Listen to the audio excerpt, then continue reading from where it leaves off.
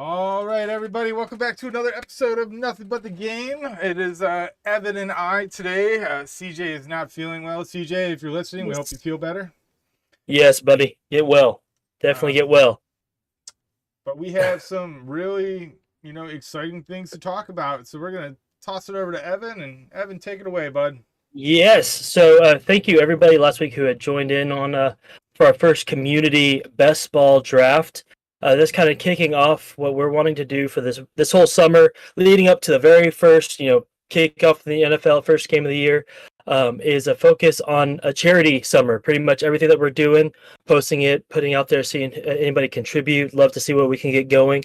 And we're going for the American Foundation for Suicide Prevention, and something that really dear close to us. Both all of us being in the former Navy, CJ, Fitz, and myself, is very, very dear to our hearts, and love to be able to just shed some light on there, create an area where we can actually have people talk about it, along with have a safe place where everybody can honestly just come talk football, feel like they have a place that they can identify and build some camaraderie. So that's really what we want to build, and I feel like supporting the American Foundation for Suicide Prevention is a great way to kind of help build a community within that. So yeah, definitely we'll see throughout these other drafts that we're doing through the whole summer. We'll want to be pushing that out there and seeing where all we can get it going. Yeah, if you are watching us or if you're tuning in from YouTube, you will see the link for our donation page is pasted in the description there. You can also jump over to our Twitter at NBTG_podcast.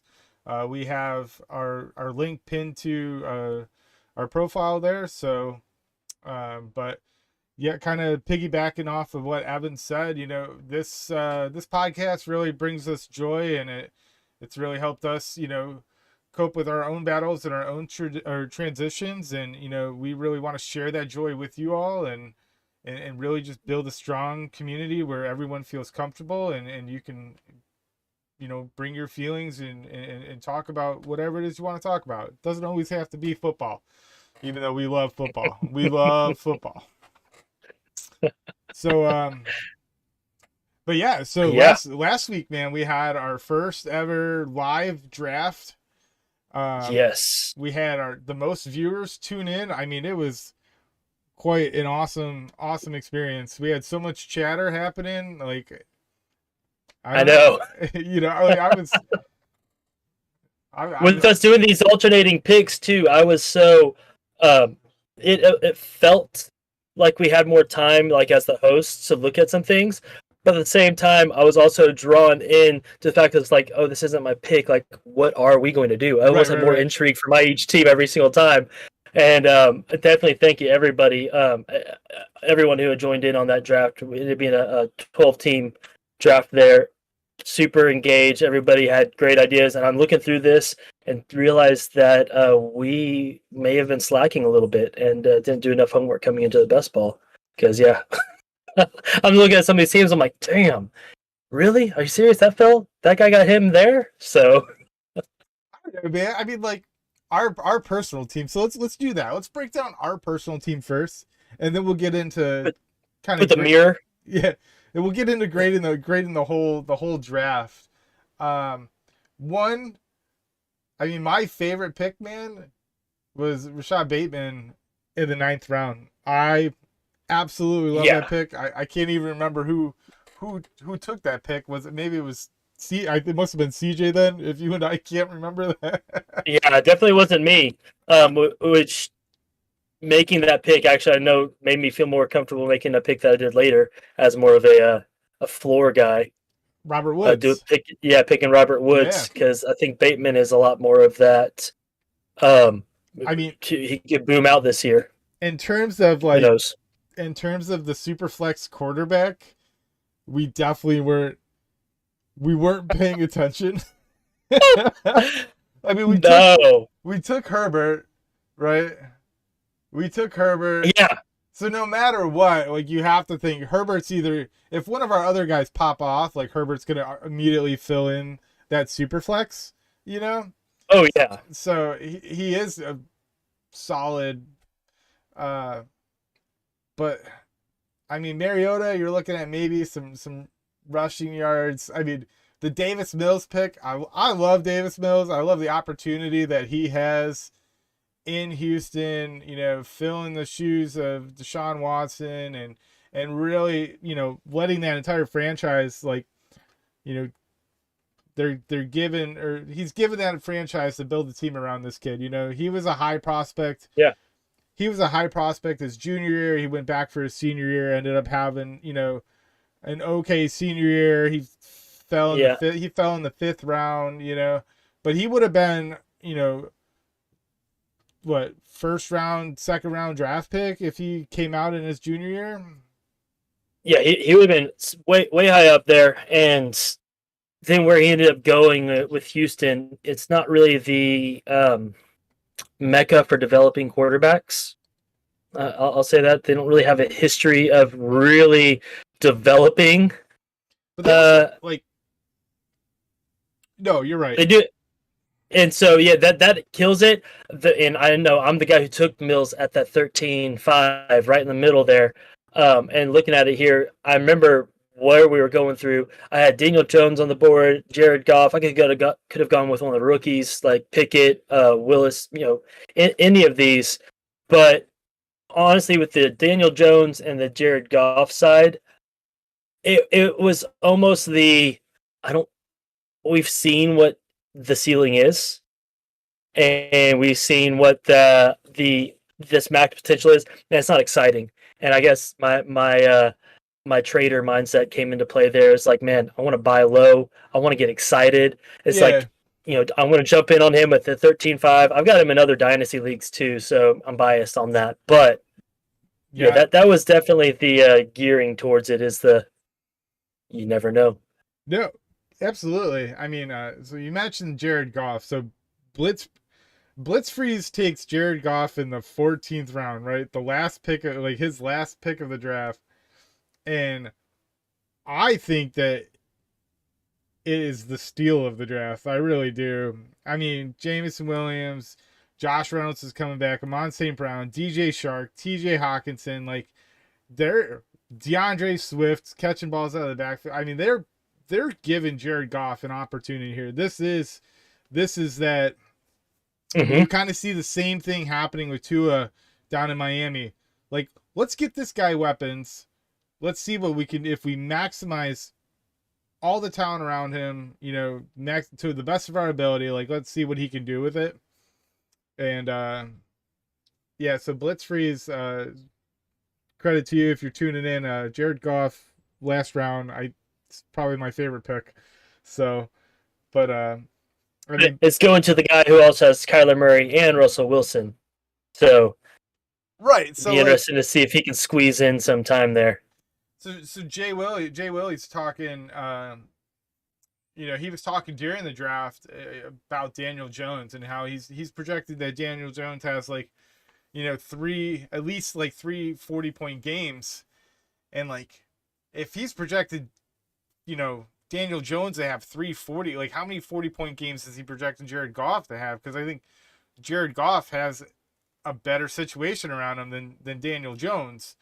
So, infinitely better stable of talent. Yeah. I mean, Kenny Galladay's big question mark. Kenny Golladay was probably the biggest wide receiver transaction last season, and he disappeared. Kadarius Toney has unlimited potential, but I also,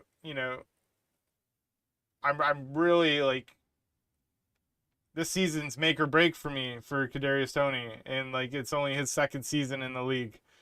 So, and you said Kenny Golladay. This is not the greatest transition, but I'm looking at the team who actually took Kenny Golladay just because it drew my eyes right there. It's pretty close in there. But I'm looking at that wide receiver setup here, and howdoiwin.com. I think might have the most the wide receiver core that could give him the most heart palpitations in the league. I'm looking, it's boom, just so many, I don't know about question marks, but love the talent on the guys. It's just the new situations that they find themselves in. Oh, absolutely. It's crazy. Yeah. Yeah. I was just looking at it. You got Metcalf, Waddle, I mean, Waddle only because Tyreek Hill. But if Tyreek Hill didn't go over there, I mean, I love Waddle no matter what, honestly. But with that Tyreek Hill variable, it does kind of throw this kind of weird. How are they going to be utilized? That is that question mark. Right. Metcalf, throw it to him, QB. Then you got Brandon Cooks, who's just another just great consistent talent. But what's going to happen? This is Houston. And then Valdez, Scantling, Leonard, Alan Lazard, sorry, and Kenny Galladay. And that is they either could be the best wide receiving core at the end of the season, or we could be looking at a team Yeah, that I would. mean that's gonna be the make or break for him. I mean, you got Yeah, it's pretty. Alvin Kamara's on the 6-game suspension, isn't he? Yeah, I didn't. I know he's appealing. Yeah. A lot of that stuff. I know. I'll let the water settle and take a look at all that news. I know. Same thing with the Deshaun Watson news. It's always going to have its Did rebuttals and. I know. I think Watson should be by the end of the week. They have an idea, though, right? yeah, I thought yeah, I didn't see anything, or I didn't see any news. I saw, I guess you would say, the rumor mill going. So without really Yeah. without really diving too much into that, um, is definitely. I mean, it's looking more and more like there will be a suspension there. Um, Yeah. That's always one of those weird things about doing, especially this early. That's why I do best ball, picking these teams. Is there's so much stuff you don't really realize it, but the injuries that are going to happen in preseason, oh in yeah, training camp, all this stuff. Yeah, it's crazy. That's what makes it fun though, because you like to look back at it. It kind of forces you to go back and look where were these people valued come June, July, and where are they valued now in late August, August timeframe. I mean, I'm looking at.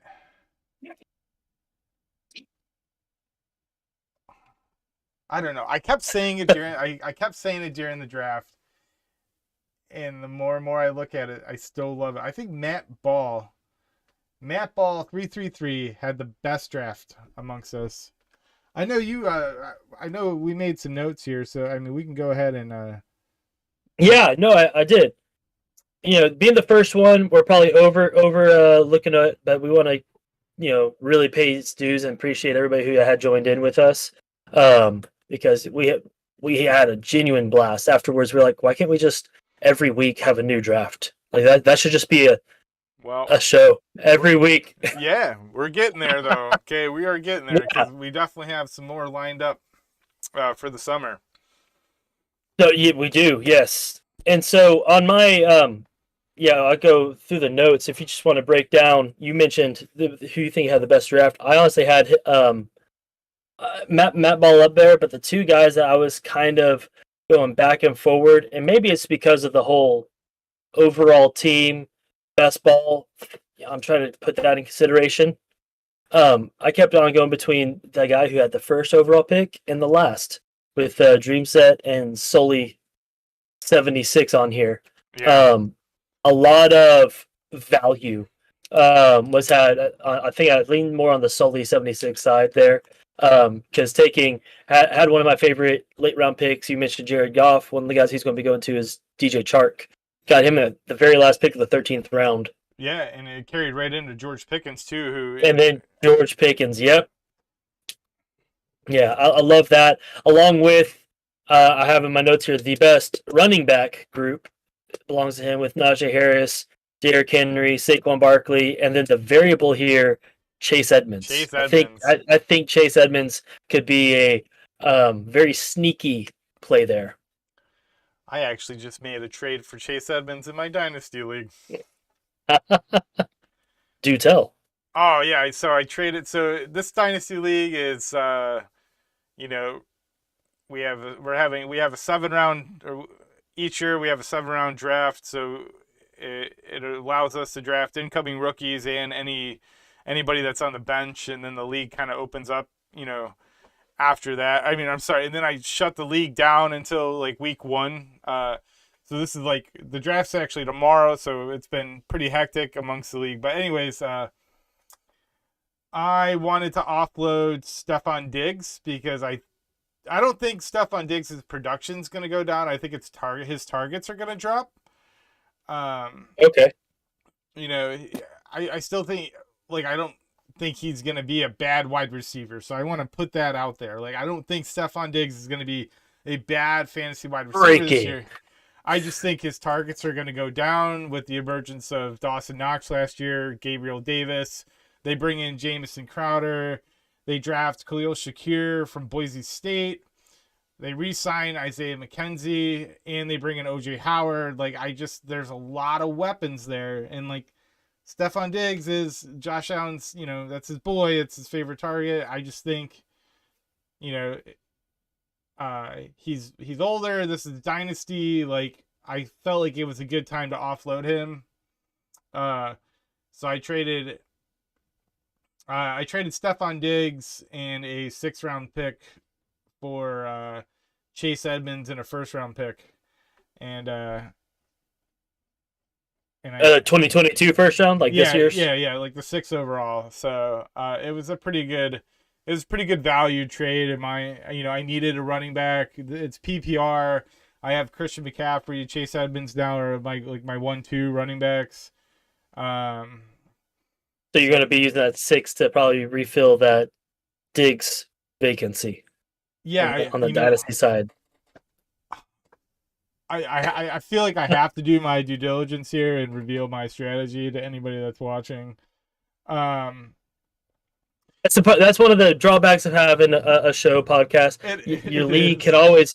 I remember I was writing articles for a sports website last year, and I was putting in my weekly waiver everything. Yeah. And obviously my team was the league that I'm in. I'm literally broadcasting everything to all the leagues but hey, that's part of it. You love it, you enjoy it. Yeah. And it's a blast, but you got to broadcast it now. I do. So it's a 10 team league, or so I have the 6 overall, so I'm hoping, pending how the first couple of picks fall, that I could steal Garrett Wilson at 6. He's projected at 5. So every mock I've done, he's gone 5.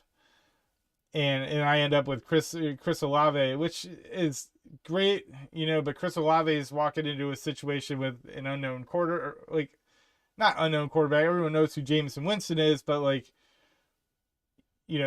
I feel like we've seen Jameson Winston or Jameson Winston's ceiling, you know what I mean? So right.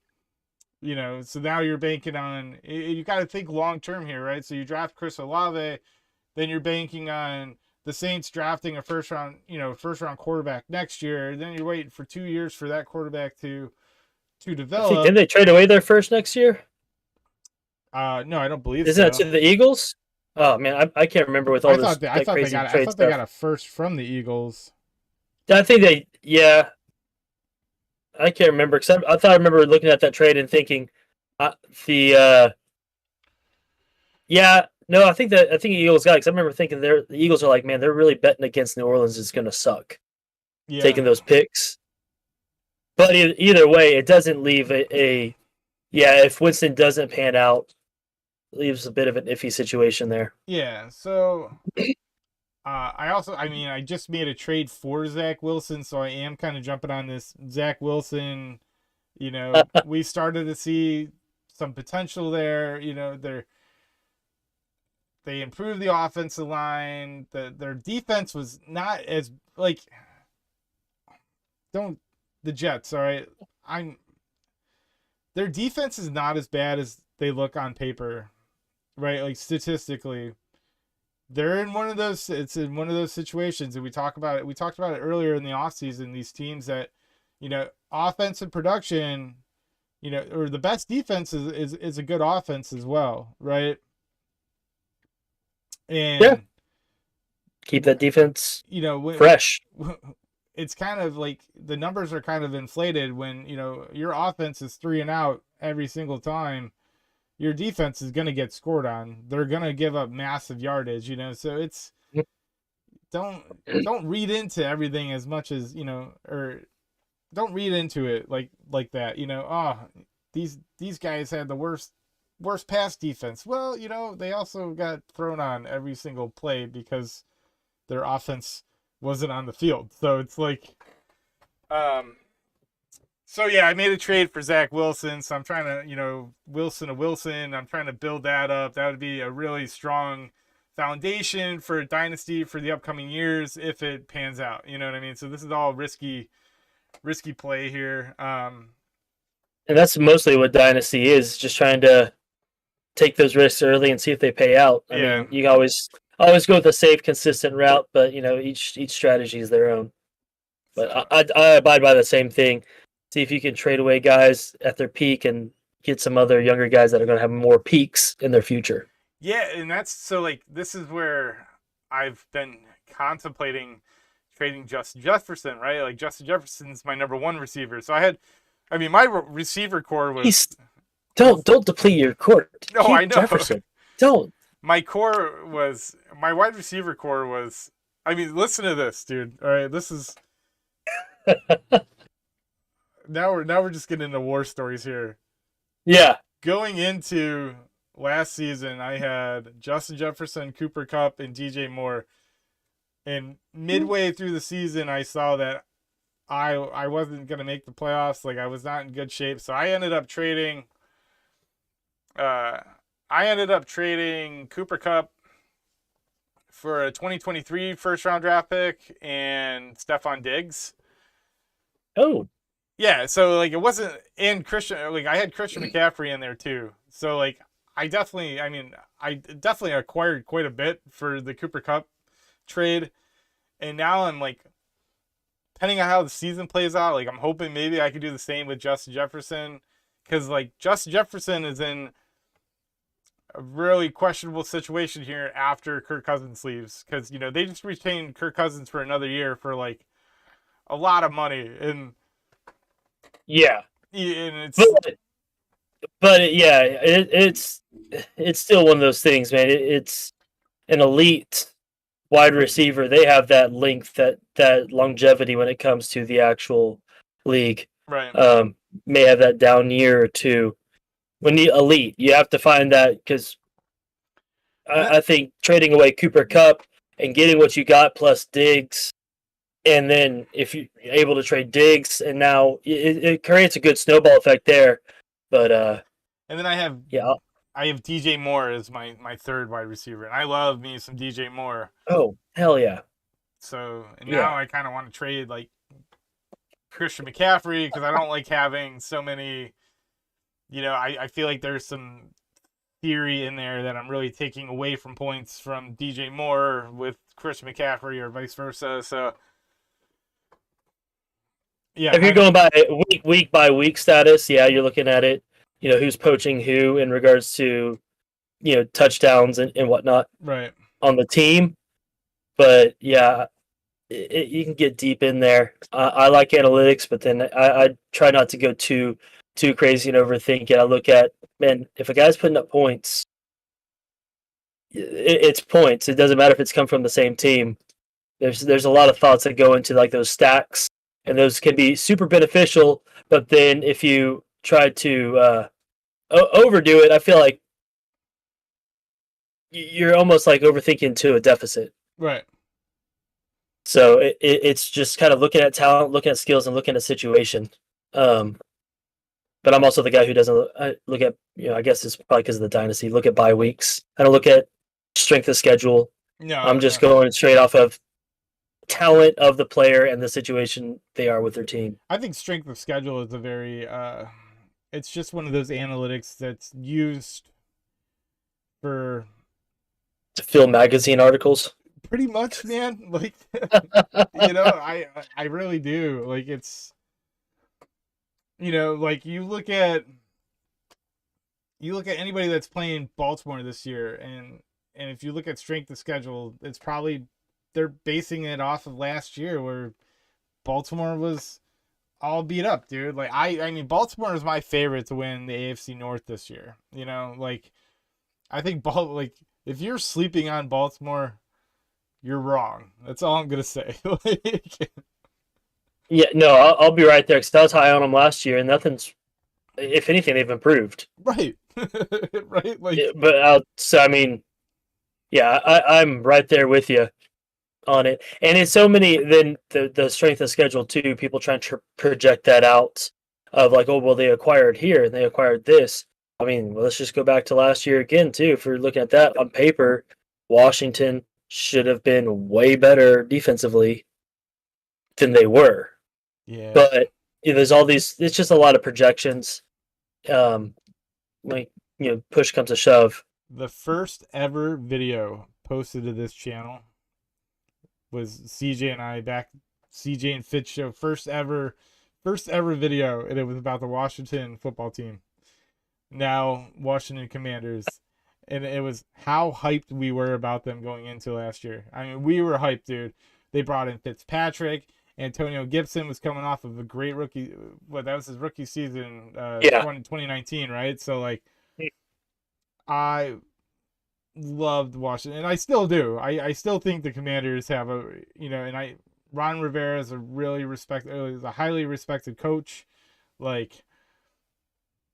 and maybe Carson Wentz is the right move for them. They just extended Terry McLaurin. Like, they're trying to retain the guys. Like, big money. Jahan Dotson's having a great camp. They said he was having a great camp. So, like, yeah, man. Like, still watch out for Washington. all you NFC Easters out there. I think any of the news coming out of the camps, unless a team says, "Hey, our newly drafted blank is having a terrible camp," then that right. should be caught on. Right.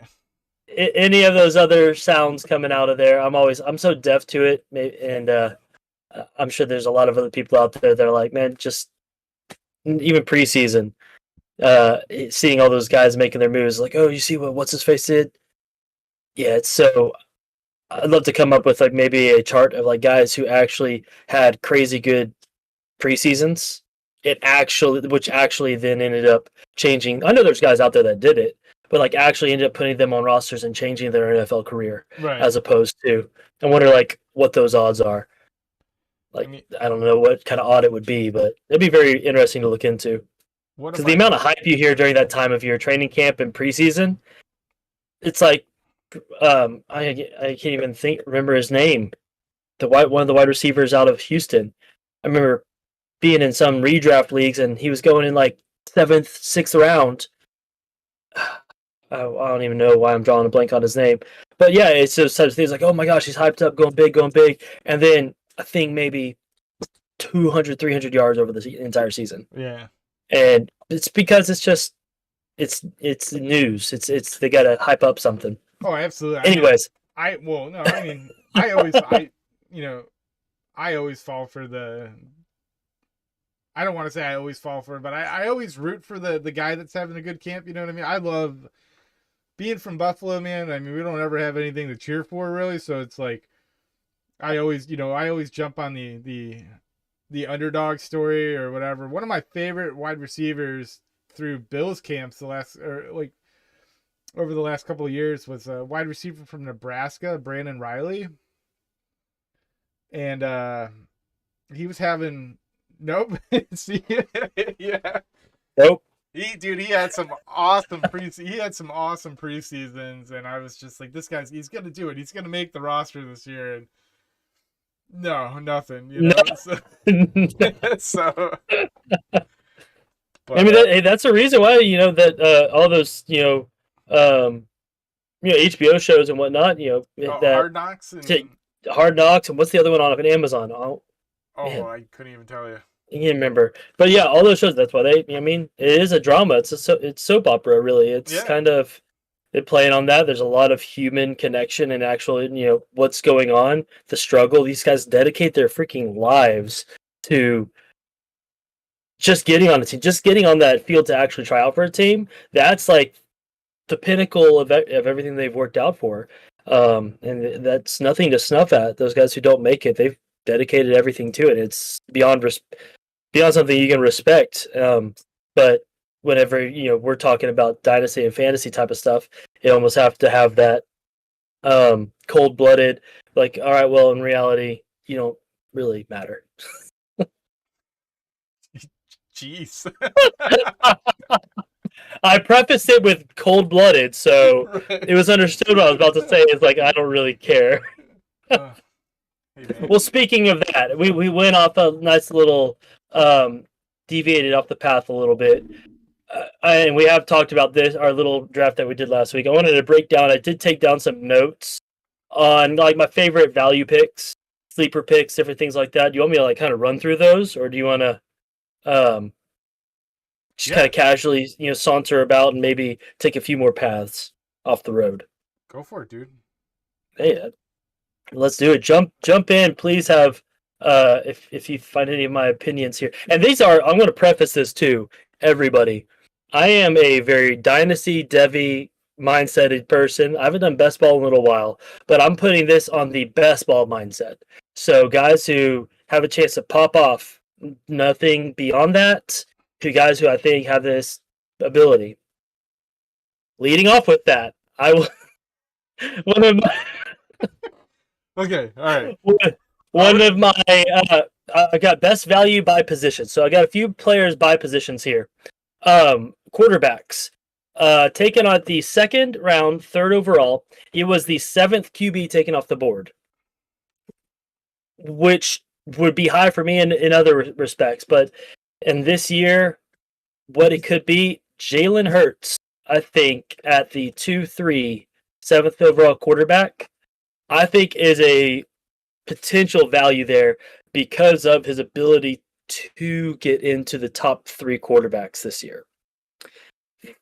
That's why I'm saying this year, I'll say with A.J. Brown, with Devonta Smith, with Miles Sanders, Kenneth Gainwell, which I love Kenneth Gainwell, Dallas Goedert, you won't have an excuse to not fulfill he should be a top 5 quarterback with that talent, personally. Right. So back to the whole Saints draft pick. I believe Philadelphia did get the Saints first round draft pick. I think we're right. You're right with that. And I think that was that move. That move's the insurance plan for Jalen Hurts. Yeah. No, it really is.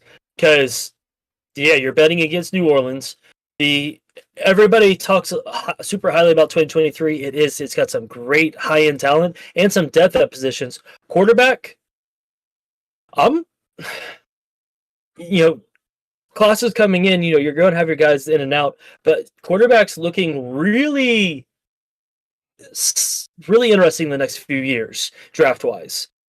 I don't want to say slim pickings.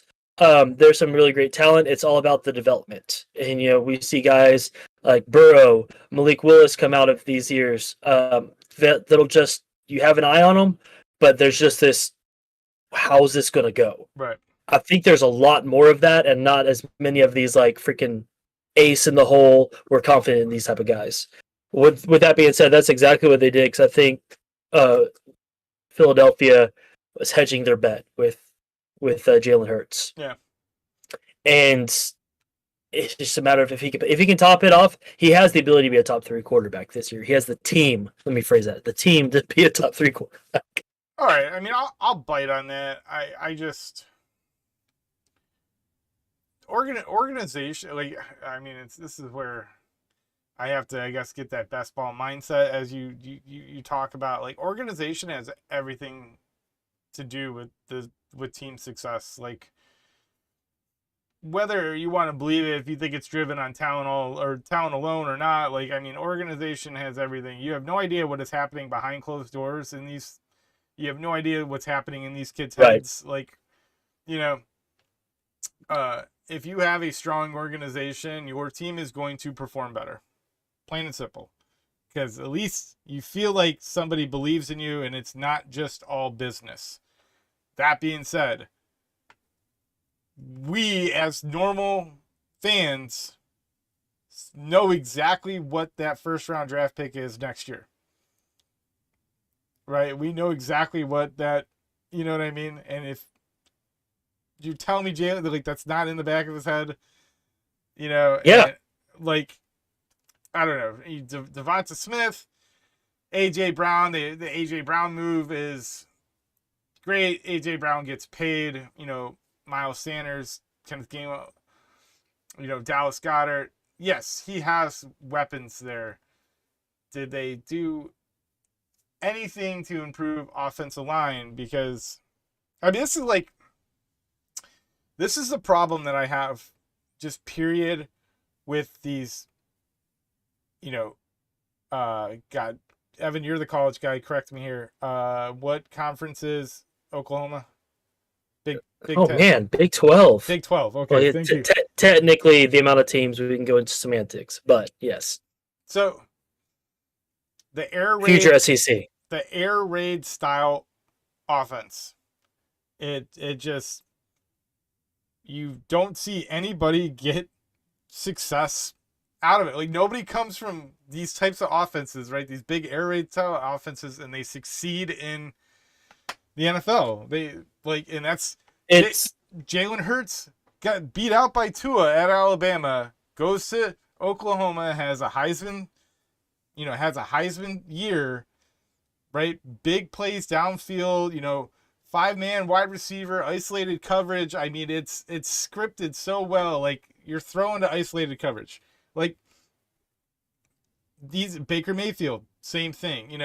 Pat Mahomes came from Texas Tech. They run an air raid style, but Patrick Mahomes has another dynamic to him. He has this improv.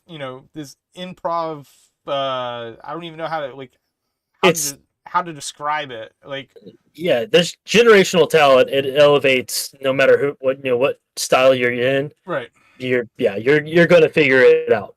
I mean, so back to the whole Jalen Hurts thing. I'm sorry, but to Hurts, yeah. I have a lot more guys here. I maybe should have narrowed down this list. No, you're good. You're good. I won't interrupt you as much. Sure. If Jalen Hurts has a breakout year or has a good year, this could be that year. However, I still do not think Jalen Hurts is long-term solution in Philadelphia. That's it. I'm out of here. All right, take it away. Go with your next list. You're not going to have a dispute with me on that latter part. Yeah, long-term solution. Yeah, very big. So something we could think potentially agree on: organization, great. Confidence, well run. History may playoff history and everything may throw that into question. But the other quarterback I had as a best value setup was Matt Ryan, taken in the 7th round, the 20th overall quarterback off the board. Yes. In this draft.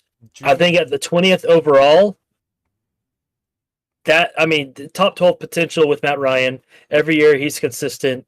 And at 20, I definitely think you're getting a value at that place.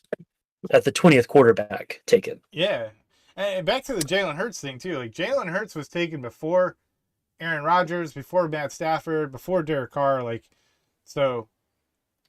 Yeah, Aaron Rodgers was what I was looking at as a value there. I just, the talent of Aaron Rodgers, period. But it's such a weird setup that's got going on there. I won't even go into that right now. All right, move on. Who's yeah. best value positions? Got running back here.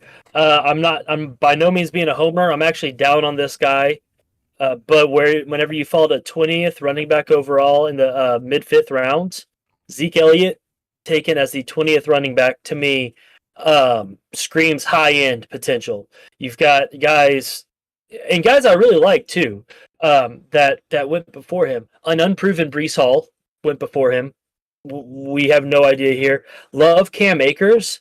Where he is and the way he was running, that injury and everything afterwards, I'm still up in the air. You got Leonard Fournette going. I'm not big. I'm not a big Leonard Fournette guy.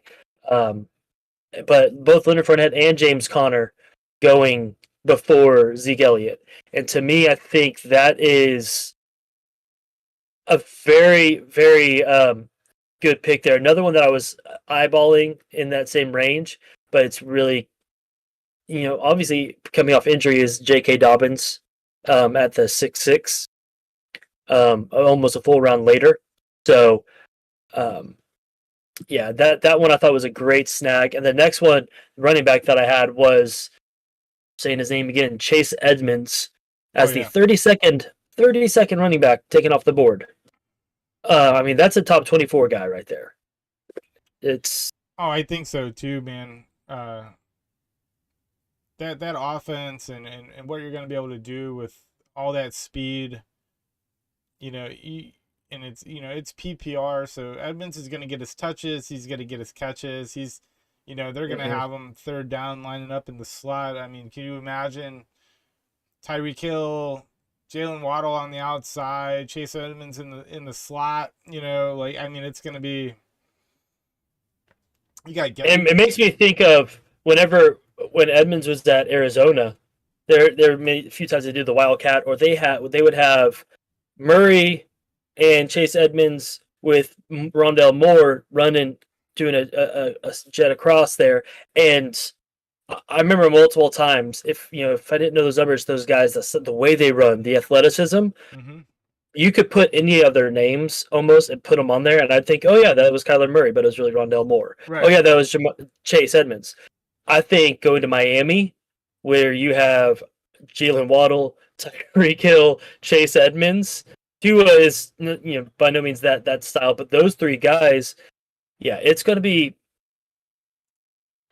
super interesting to see what they're able to actually do over there. And with the new coaching situation, I think that's where I'm more confident with it. Yeah. Yeah. Yeah, I'll flow right over to wide receivers. Unless you had any other detailed thoughts there. No. I really like I like your wide receiver. I like your wide receiver picks here. Yeah. So this one, it's wide receiver. The 31st wide receiver taken off the board in at 8th round was Courtland Sutton, 31st wide receiver here. I'm not an avid fan just overall of Courtland Sutton. Maybe it's just the Baylor wide receiver history. I don't know what it is. It's just it hasn't lived up to the expectation. But at the same time, he hasn't really had, with his history on the field and the play guy throwing the ball to him, I don't really know if there's been consistency there either. And we're looking at with a Jerry Jeudy, Courtland Sutton combo, and we know what Russell Wilson can do with a combo. Look at forever. He's been able to support 2+ wide receivers and a tight end. So I think he has a great ability at the 31st wide receiver overall, top 15 wide receiver, I think, potentially, which would be a steal at that point, because you've already drafted your full team with our best ball settings that we had, and that's just a guy coming off the bench there. And then I'm looking here. When was he taken? Shows the 31st, 8th round, 8-5, I believe. Okay, Let me do some quick. Yeah, 8-5. So just before. I mean, that group around him really isn't bad, and after him, it's just. No, Drake London, Darnell Mooney. Darnell Mooney is a great pick. I love Darnell Mooney. Yeah, I love Mooney. I love what he's got. I did trade him away for a first-round pick before the draft this year. Oh, really? Or for a 2023 first-round pick, actually. Oh, okay. Yeah, so somebody offered me that. I'm also flushed with wide receivers in that league, but I love his ability. I really do. As a number one, that's the only thing that is question to me. I don't think he's a number one wide receiver. No. I think he'd be a great one, like 1B. But he's got to have somebody. We'll see this year though with Robinson gone. This, him being the spotlight on him, wide receiver wise. So another guy you have on this list then here is Christian Kirk. So that's a group of guys I've got there. Okay. Yeah, I was. Thank you, and I don't. Jeff, JJ Willie on the sleeper side of things. Yeah. Poached me because I was wanting to take Kirk with that pick. Before we were going. Yes, I remember this. But I was happy with what I got because I put all these guys here. I've got Robert Woods, the 45th wide receiver off the board, Christian Kirk, 44th, and Adam Thielen, the 40th. To me, that is a really good group of wide receivers that happened in there. They all have a top 24 potential. for any starting roster. Yeah. Yeah, but obviously I broadcasted it while we were live. I was pretty hoping to. I mean, yeah, but he's just got that more upside as opposed to Robert Woods. Has got the floor there. This year with Adam Thielen, it's mainly just his straight up consistency and what he's able to do. He's going the way he plays outside of getting hurt is he's going to be able to be consistent enough, I think, to be in that top 24, almost like a Robert Woods. Yeah. Personally. Can I just share though, like in that same group? So right after we take Woods, howdoiwin.com takes MVS, and I gotta tell you, out of all the wide receivers that went and visited Kansas City this offseason, Juju, they drafted Sky Moore. I think MVS is in a really good position there. I'm really high on the MVS train.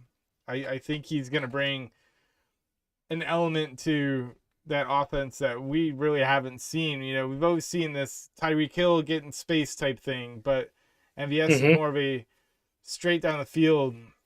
And I think you're really going to start putting Patrick Mahomes' arm to the test. And I think MVS landed in a great spot, dude. And him at 10th round, ninth pick, like, so that he's what, the 46th wide receiver? 46 wide receiver to go off the board. Yeah, like I almost want to put him. I mean, I kind of want to put him up there. I want to. You got, like Brandon Cooks, Michael Thomas, like all these guys. Like, yes, Brandon Cooks is the number one. Brandon Cooks is consistent, but like, as far as explosiveness and best ball, like MVS might have a way better season than somebody like Brandon Cooks. Yeah. Chris Godwin, like these guys are all possessed. Like MVS is gonna, yeah. So I just want to throw that out there. That's I love MVS to Kansas City, and getting him late in the 10th like that. Like, he should be going earlier than that, but this is probably average. That's probably where he's falling in most leagues. Yeah, and especially with best, you'll start seeing guys start gathering up those in a best ball league wide receivers, just because those are the boom any type of week kind of guy. Yep. Who knows? But MVS definitely has that massive big playability with a quarterback now that could actually tap into it. Well, I'm not saying now. Aaron Rodgers had before, but he was behind to me. I don't know. You're with Hill leaving, MVS arriving, the talent that's around him. He's going to have this ability to actually shine. Before he was so, I think, muddled down on a depth chart. He was there every week, but he just didn't have the ability to actually show it off. We got Rocky. Rocky's commented in here. He said, "I can't stop drafting best ball. Just found your channel. Always love content. You all draft."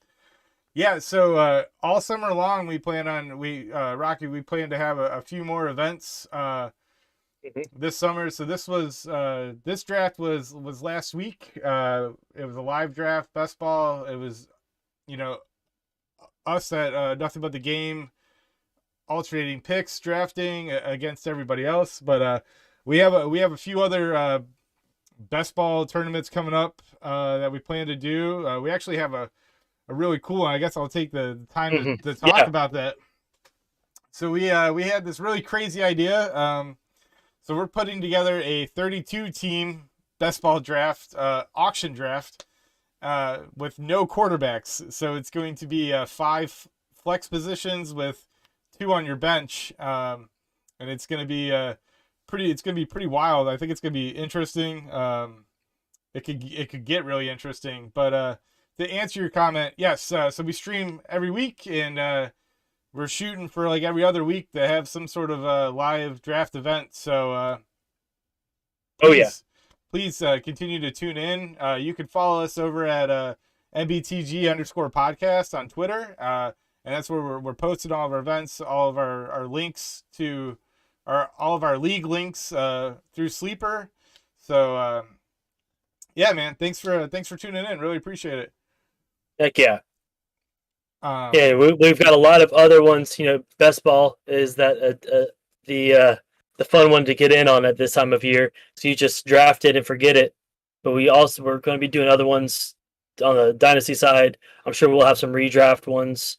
And come actual regular season, we'll be doing some of the weekly fun stuff. Yes, and then Evan is also working on the details for a Nothing But the Game Devi League. Yes, we're still working out the kinks for that one.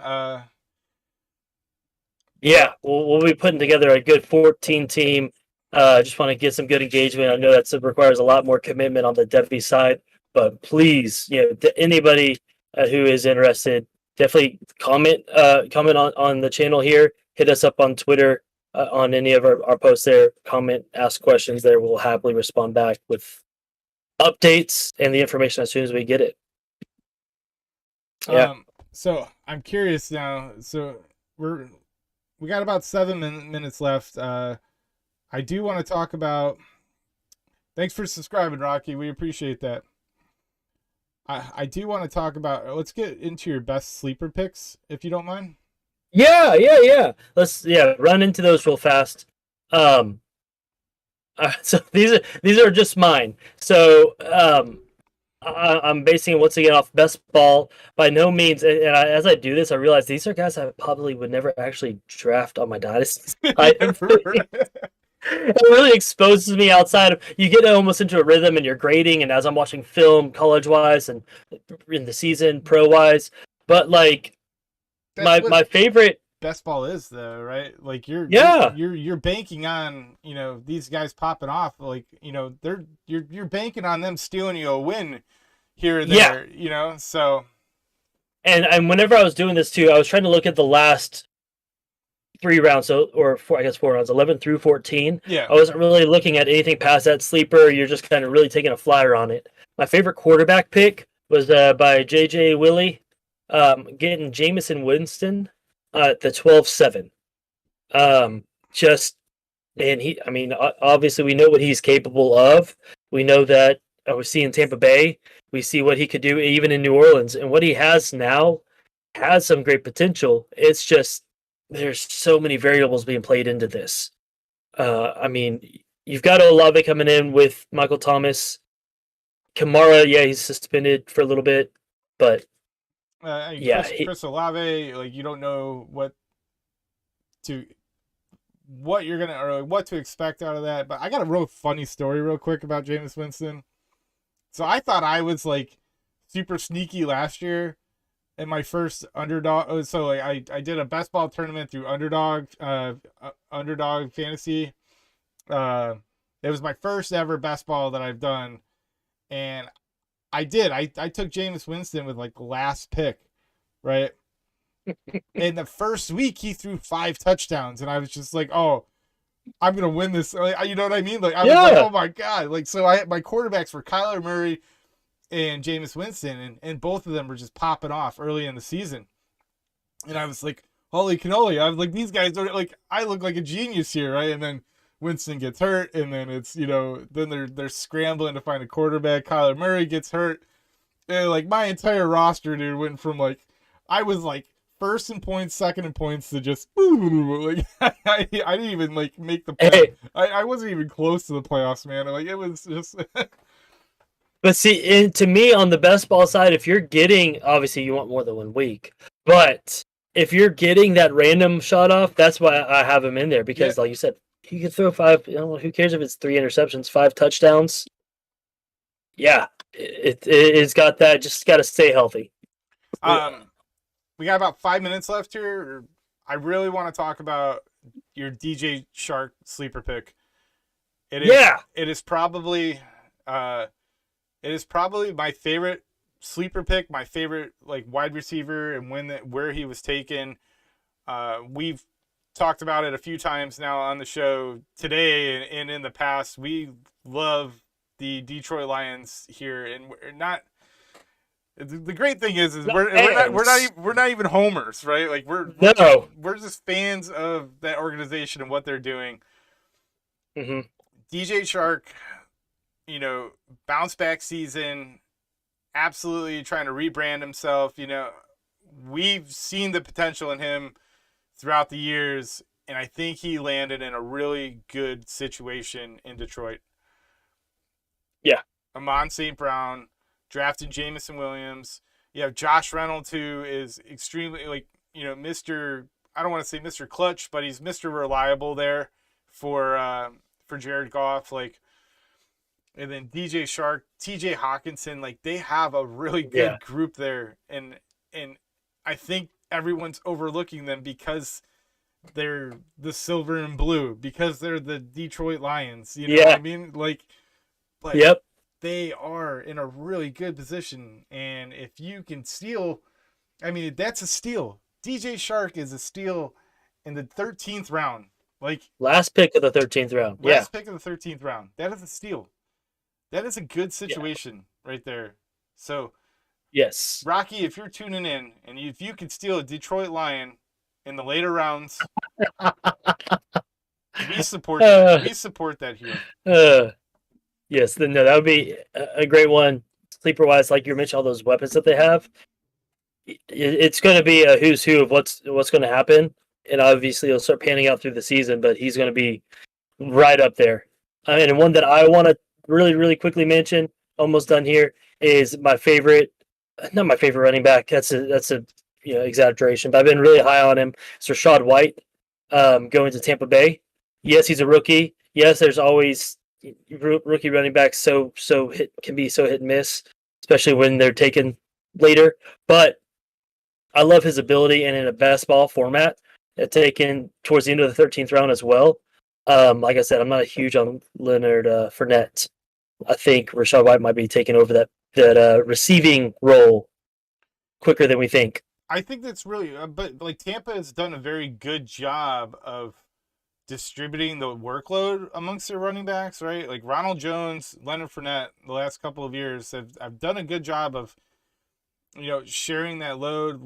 Fournette has had, you know, he breaks off some a little bit more, you know, so like his yards, you know, yards after contact are more than Jones. But yeah, I like the idea of Rachaad White there.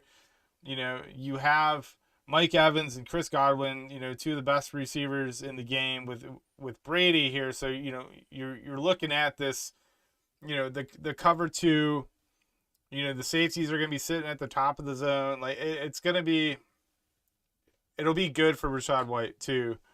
I think that's a good landing spot for him. I think he's going to bring a different dynamic to that offense. I mean, now that, you know, they don't have Gronk or OJ Howard at the moment, and so at tight end they have Cameron Brate.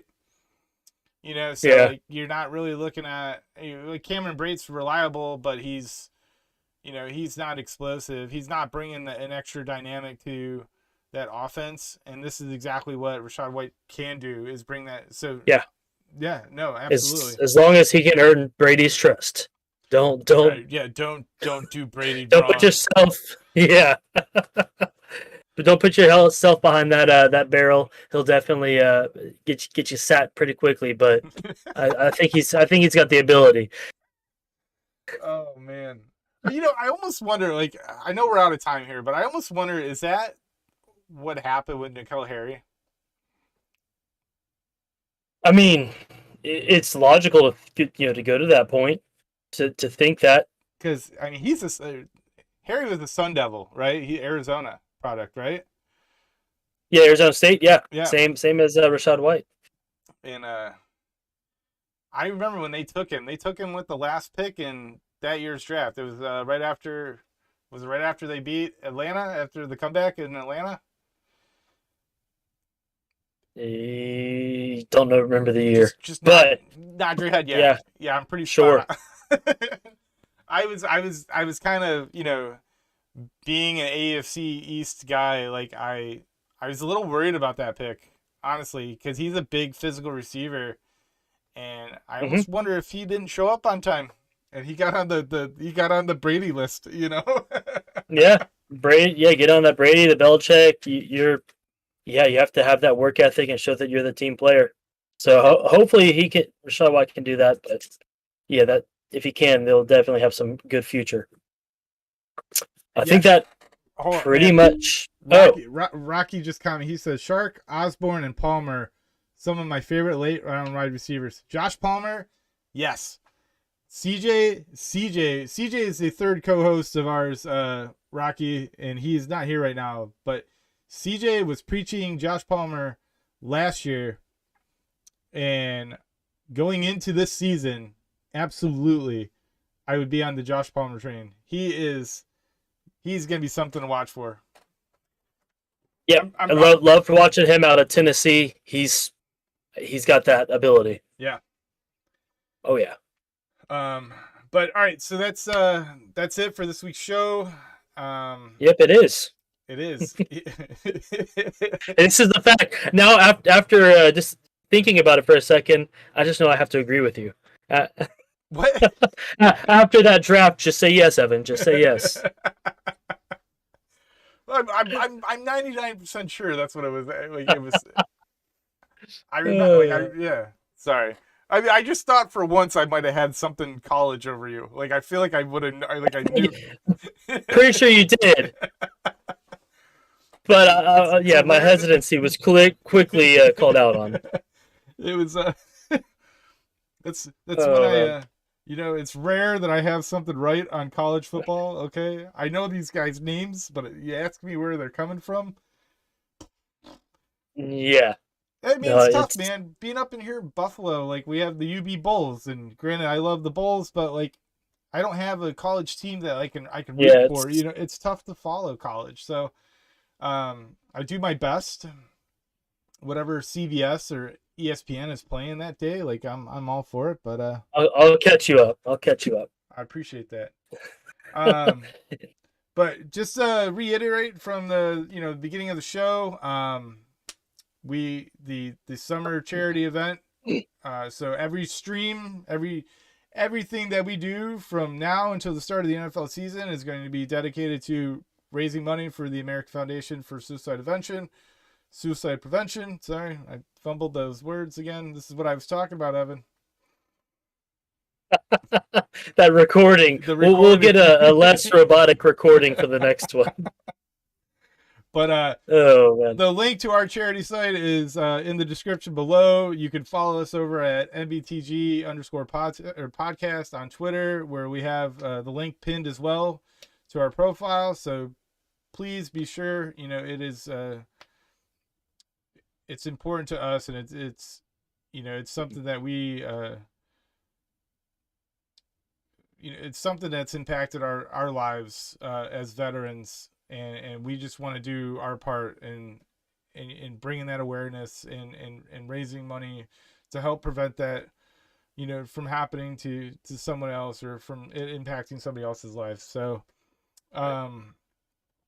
thank you as always for tuning in. Rocky, thank you so much for subscribing. We really appreciate it. And, be sure to come back as, we continue to grow here as a podcast. I love doing this, and I'm right there with you, man. I can't wait as we put out more content and more tools to hopefully have you get ready for this fantasy season upcoming. We got a lot more stuff planned. Yes, we do. So, but thanks for tuning in, and we'll catch you guys next week. Thank you.